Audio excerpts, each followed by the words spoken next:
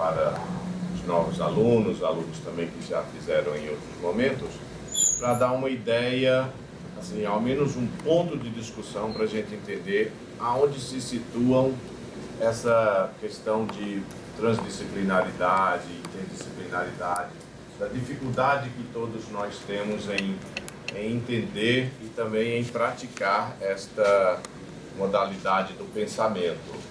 Nós tivemos já uma primeira aula que foi sobre o filósofo e sociólogo Edgar Morin, dado pelo professor José Carlos, e hoje nós temos uma grande alegria de ter conosco a Virgínia, a doutora Virgínia Gonçalves Chaitin, que foi aluna aqui deste programa, nessa área exatamente de transdisciplinaridade, a tentativa dela de pensar várias possibilidades lógicas de entender as coisas do mundo e de como, de certo modo, juntar essas modalidades, essas disciplinas e pensar a variedade de epistemologias que há. Daí o título dessa palestra, que é Epistemologia Pluralista e Transdisciplinaridade. Então a Virgínia vai dar um salto a mais de tentar transdisciplinaridade para nós. Então, com a palavra, a Virgínia. Muito obrigada, Mércio. Realmente é uma alegria estar aqui. Primeiro, agradecer ao Mércio pelo convite, agradecer aqui aos amigos, algumas pessoas que eu não vejo há algum tempo que estão aqui, e agradecer a vocês que eu estou conhecendo hoje, não é? Por estarem aqui para nós juntos pensarmos essa questão, que é a epistemologia sob um enfoque pluralista, e pensar sobre inter e transdisciplinaridade. A gente vai tentar caracterizar aqui essa forma de olhar para o saber, que também acaba sendo muito interconectada com a forma de olhar para o mundo, para o pensar, para o ser humano e para o que nós fazemos, né? O nosso ser estar no mundo. Bom, eu ao longo do meu processo de formação anterior, aqui no HCTE, e posterior, através da minha pesquisa pós-doutoral, que aconteceu de forma muito espalhada, em várias instituições onde eu tive a oportunidade de falar e ter intercâmbio com diferentes audiências. Eu posso dizer que a audiência que mais me agrada é a audiência inter e transdisciplinar. É a audiência onde eu posso realmente expandir os meus argumentos de maneira mais livre.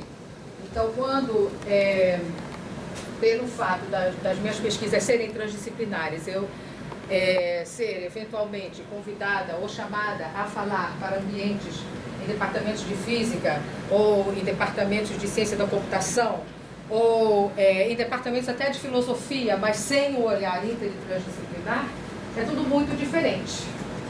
E eu tomo esse cuidado porque eu acredito que a responsabilidade do palestrante é chegar ao público. Então, é necessário fazer esse ajuste. Aqui, eu preciso dizer que, além de ser onde eu me formei, é mais do que tudo, e acima de tudo, um ambiente de pesquisa, de pensamento inter e transdisciplinar. E eu gostaria de lembrar também que o nome deste programa de pesquisa de pós-graduação é de História das Ciências e das Técnicas e Epistemologia. Então, existe, não é, aqui uma explícita relação entre a história das ciências e a epistemologia. Não é apenas um título.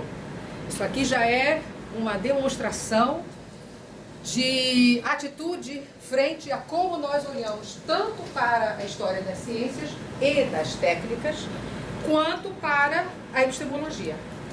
Então, essa relação que existe no título do programa, e é desta relação que a gente pode pensar como vamos olhar para a inter e para a transdisciplinaridade, que também é uma proposta do programa. Então, isso me deixa muito, como é que eu posso dizer assim, mais do que à vontade, isso me deixa muito até inspirada pelo fato de esse ter sido o tema, o foco, a minha inquietude de pesquisa desde antes de fazer o meu primeiro curso em epistemologia. Isso foi em 93, já faz algum tempo. Essa relação é algo que pode ser explorada de várias maneiras. Existem várias correntes, várias tradições de pensamento que exploram essa relação entre a história e a epistemologia, às vezes até dizendo que ela não existe. Às vezes essa relação é colocada de maneira hierárquica, dependendo de quem está falando e quer estar numa posição de verticalidade. Eu acredito que aqui nós estamos muito mais numa posição de horizontalidade entre os saberes e entre as tradições intelectuais de pesquisa, que é exatamente o que eu gosto de adotar e gosto de pensar, sem, contudo, desprezar os outros pontos de vista, porque é justamente dos diferentes pontos de vista e do contraste dos diferentes pontos de vista que a gente pode aprender e realmente aprofundar, filigranar o nosso pensamento. Mas eu, explicitamente, prefiro, me sinto mais cômoda e acho que é mais fértil a postura de horizontalidade entre os saberes, entre as áreas e de troca, discussão e permeabilidade. Agora aqui, vocês estão no programa, então cabe a vocês, porque tanto os professores quanto os alunos, corpo discente e corpo docente, criam a atmosfera intelectual de um programa de pós-graduação. Então essa atmosfera é criada por todos vocês e pensantes, não é? Eu escolhi para trazer aqui a posição dessa relação de um filósofo da ciência chamado Imre Lakatos. Ele era um refugiado húngaro na London School of Economics, em Londres, onde também deu aulas Karl Popper, onde também estudou Paul Feyerabend. Nós estamos aqui falando da tradição anglo-saxã em filosofia da ciência e epistemologia. Existem outras tradições sobre as quais eu vou falar mais na frente, mas a minha formação começou aí, justamente na London School. Foi aí que eu fui, professor, introduzida à epistemologia. Minha formação original foi em física e estatística e eu fui para a filosofia e fui parar na Inglaterra neste departamento. Então eu tenho essas raízes intelectuais que de certa forma já, como é que eu posso dizer, já mesclei com outras, mas eu parto daqui porque este é um marco importante nesta tradição de pensamento que influenciou muito a história da epistemologia, a forma de fazer epistemologia, a forma de fazer ciências. Aliás, inicialmente era só ciência, depois que passou para ciências. Este plural não está nesta citação, porque esta citação é literal desta proposta de Imre Lakatos, a metodologia dos programas de pesquisa científicos, que infelizmente esse artigo não está traduzido para o português. Porém, existe na internet uma quantidade grande de comentários. É só entrar em Imre Lakatos, metodologia de pesquisa, que vocês vão encontrar muita coisa. Bom, dá para notar que vazio da epistemologia e cegueira da história da ciência foi algo que ninguém gostou de ouvir. Nem os epistemólogos, nem os historiadores. E por isso que eu escolhi essa citação, porque ela é provocadora. Ela pode estar exacerbada em algum sentido, mas ela é um chamamento, né? Um chamamento para o excesso de abstração que pautou o pensamento epistemológico durante, vamos dizer, séculos, e nessas últimas décadas em que estavam atuando Lakatos, a partir da década de 50, 60, 70, 80. Lakatos faleceu antes, mas o seu trabalho reverberou. E a história da ciência no singular, que depois passou a ser história das ciências, também tinha uma espécie de sensação de reserva de mercado para os seus especialistas.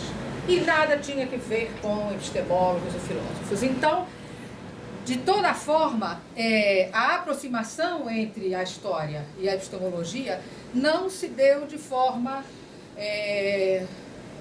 como é que eu posso dizer, sem choques iniciais. Mas aconteceu.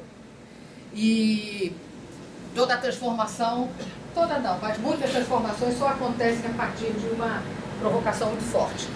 A que Lakatos estava se referindo especificamente aqui? Ele estava se referindo à prática da história das ciências sem o aporte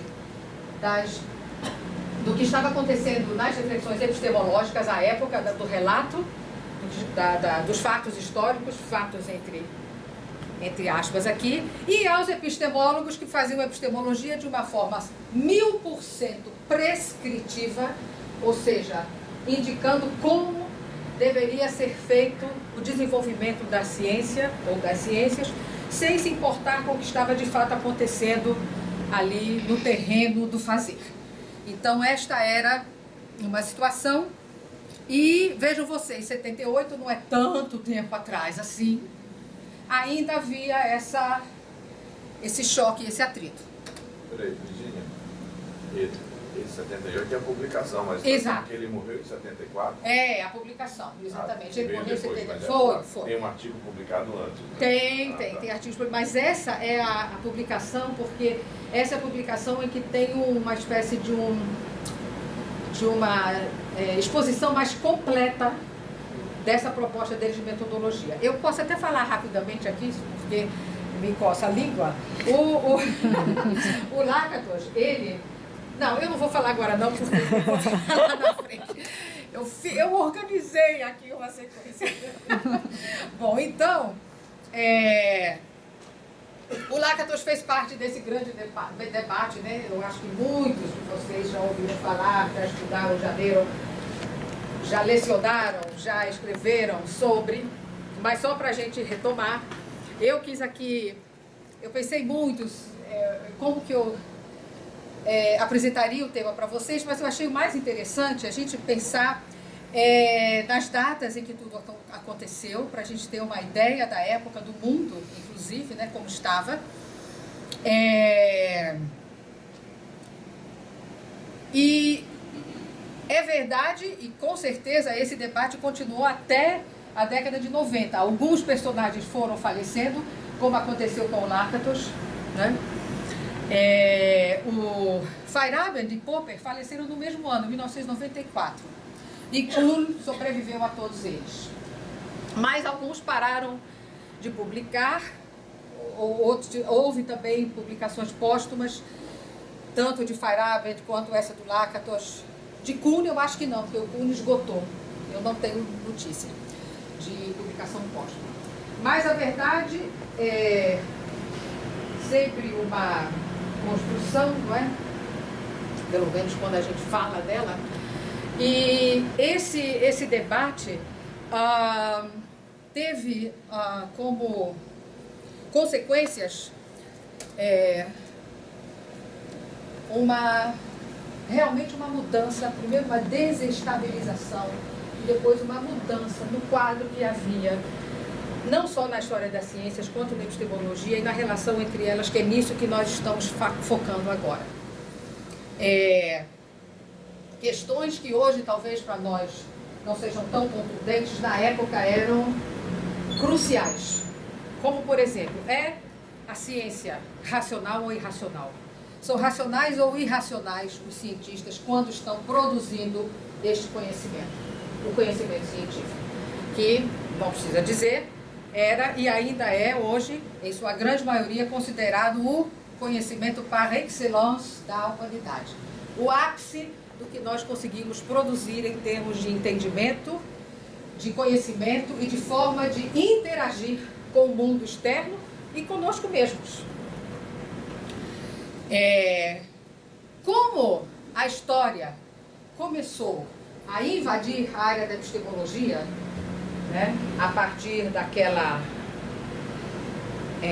vamos dizer assim, a partir da busca na história da ciência, ou já hoje das ciências, de como de fato a ciência desenvolve, houve várias maneiras de tentar, entre aspas, blindar a racionalidade da ciência conforme ela era entendida na época, com argumentos que nos diriam, bom, o cientista é um ser humano, é claro que ele tem momentos de racionalidade, mas quando ele está produzindo o seu conhecimento, e especialmente quando ele justifica o seu conhecimento, quando ele testa as suas teorias, quando ele elabora, quando ele melhora e quando ele critica as suas teorias, ele está sendo racional.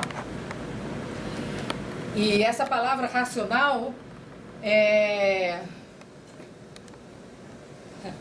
tem uma etimologia longa e complexa que seria um tema de pesquisa, né? O que é a racionalidade, o que é ser racional. Mas eu vou passar por ela assim meio rapidamente, embora ela esteja presente em toda a discussão.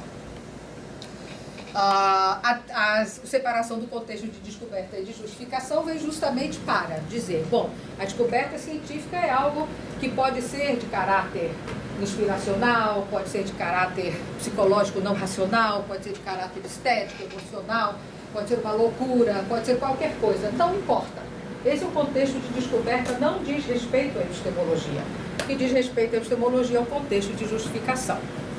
E aqui eu venho relembrar esta tradição anglo-saxã, que herda a tradição europeia, de modo geral, herda a tradição grega clássica, e que no teto, após muito discutir qual é a diferença entre episteme, que é conhecimento, e doxa, que é apenas opinião, chega-se à conclusão no diálogo que o conhecimento é crença verdadeira, racionalmente justificada.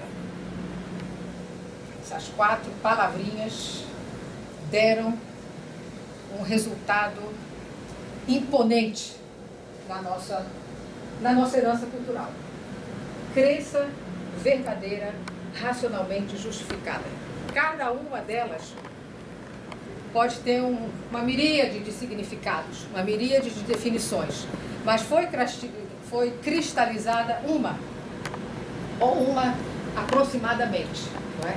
E os nossos processos de justificação do saber, os nossos processos de definição de verdade e os nossos processos de entendimento da racionalidade têm essa história longa e às vezes pouco explicitada, porque a gente já recebe uma visão cristalizada, não discutida no nosso processo educacional, no nosso convívio social, em tudo aquilo que a gente como é que se diz? Eu ia dizer submetido, mas eu acho submetido, a gente fica numa posição muito passiva, mas em tudo aquilo que a gente recebe, não é?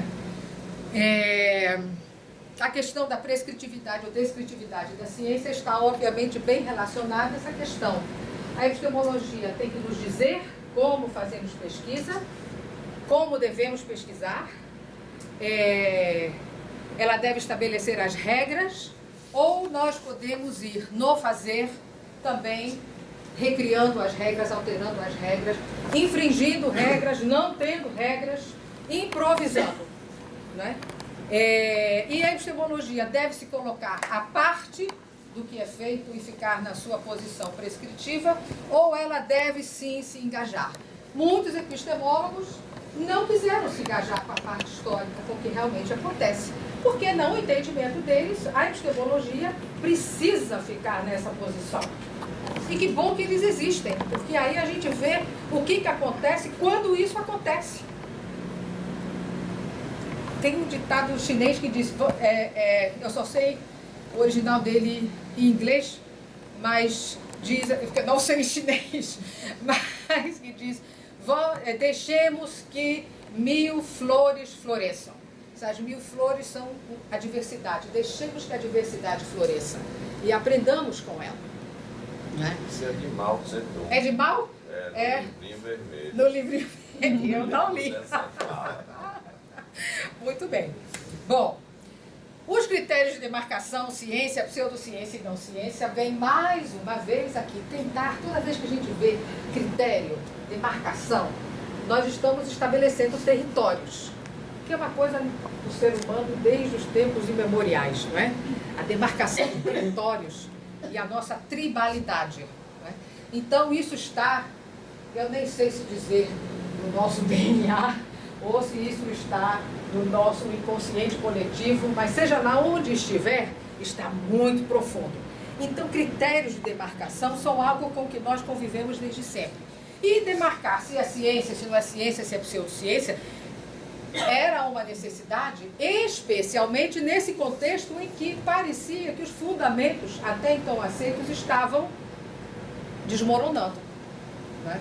Então, desmoronou um tipo de fundamento, vamos logo rapidamente montar outro. Mesmo havendo essa montagem de novas separações, o processo de revisão e o processo de conscientização de que as barreiras e as demarcações podem ser alteradas já é extremamente pedagógico. Mesmo que as barreiras estejam, entre aspas, erradas, mesmo que as barreiras não sejam as mais adequadas, não sejam mais interessantes, o fato do exercício do refazer dos critérios de demarcação, das territorialidades, já é um grande aprendizado. E dá a quem acompanha, pensa e reflete sobre essas mudanças uma agilidade mental e intelectual que faz justamente florescer as diferentes flores. Né? Aqui nós entramos num aspecto que foi muito difícil derrubar, entre aspas. Foi muito difícil lutar contra. Se existe realmente um método científico único, se a ciência é única, uniforme e universalmente aplicada e feita da mesma forma, e aquilo que não é feito dessa forma não é ciência, se está tentando se tornar daquela forma é pseudociência. Então essa foi é a barreira da ciência no singular e das ciências no plural. Outro, Nogórdio, dizia a respeito, justamente, que está aí bem, como eu posso dizer, subsidiário à existência de um método único, é o fato se o conhecimento científico é cumulativo ou não.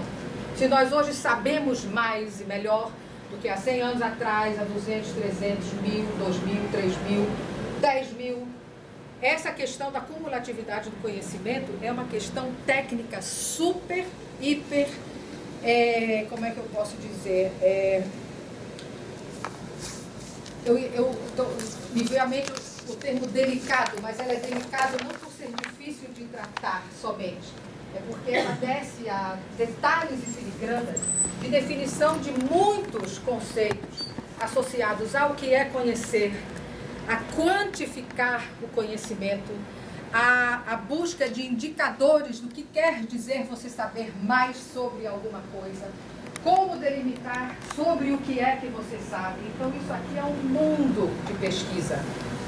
Pensar em se é cumulativa ou se é em ritmo de alteração, ou se é cumulativo, ou se está em ritmo de alteração o conhecimento que nós temos sobre o mundo, tanto nas ciências quanto fora delas. Aqui a questão da história interna e externa, novamente, era uma tentativa de blindar, como no contexto de descoberta e no contexto de justificação, se é racional a ciência da sua história interna, que dizia a respeito justamente à acumulação da sequência dos fatos científicos entendidos como justamente progresso e acréscimo cumulativo do conhecimento que nós temos a respeito dos fenômenos que a ciência estuda. A história externa é a história que o cientista também é um ser humano, também tem política envolvida no trabalho que ele desenvolve, também tem questões estéticas, psicológicas, emocionais, afetivas, enfim. Essa era a história externa, e a história externa não tinha que ver com epistemologia. Aqui, como nós estamos no programa de História das Ciências, vocês em algum momento vão estudar historiografia, né? A historiografia, de certa maneira, tenta fazer, é um metanível em relação à história, porque a historiografia estuda como a gente faz relatos históricos. E existem diversas escolas, diversas maneiras de selecionar, diversas maneiras de descrever, diversas maneiras de relacionar os chamados fatos históricos. Então, a história sincrônica ou a história diacrônica, que é mais contextual em relação ao fato, e a história sincrônica, que busca uma espécie de tempo, de universalidade no tempo, de uma sequência no tempo, geram um tipo de entendimento sobre o processo científico e de acumulação de conhecimento, ou desdobramento, ou diferenciação de conhecimento completamente diferentes. Então, aqui a gente já está entrando no momento em que a gente pode realmente ver, constatar, lendo, conversando uns com os outros, que a maneira como se fala de algo, não vamos dizer que transforma este algo, mas transforma o entendimento deste algo. Não é? O transformar este algo já entra num nível ontológico de transformação, que é muito mais radical e que eu aqui não vou desenvolver, mas faço questão de mencionar, porque também é uma possibilidade.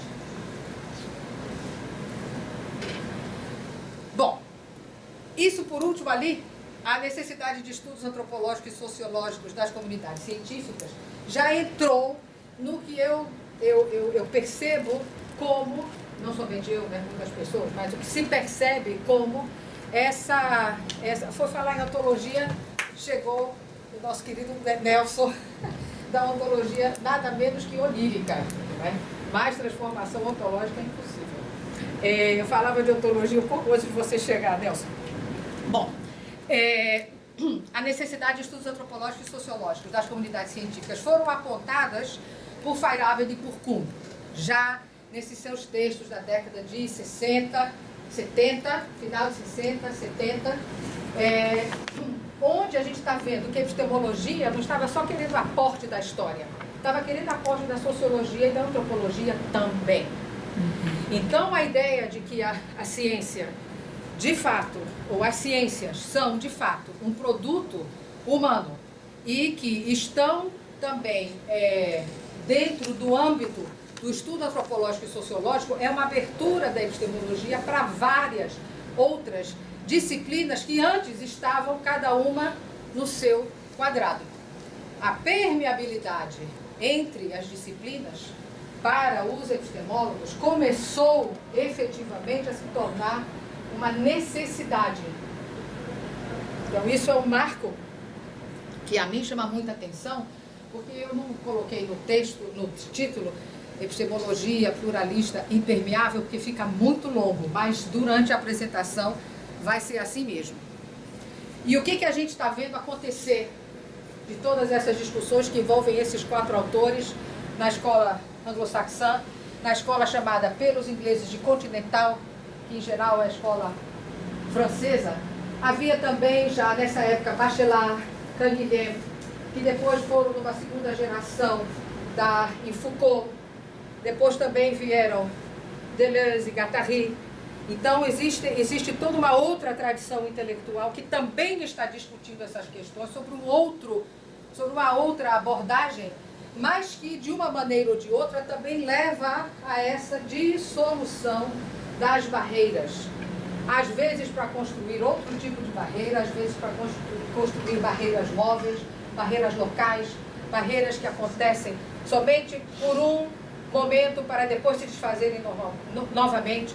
Então, a questão das barreiras entre as disciplinas, entre as abordagens, realmente se transformou nessas décadas, a partir daí já do final dos anos 50, na discussão epistêmica, nas artes, na sociedade.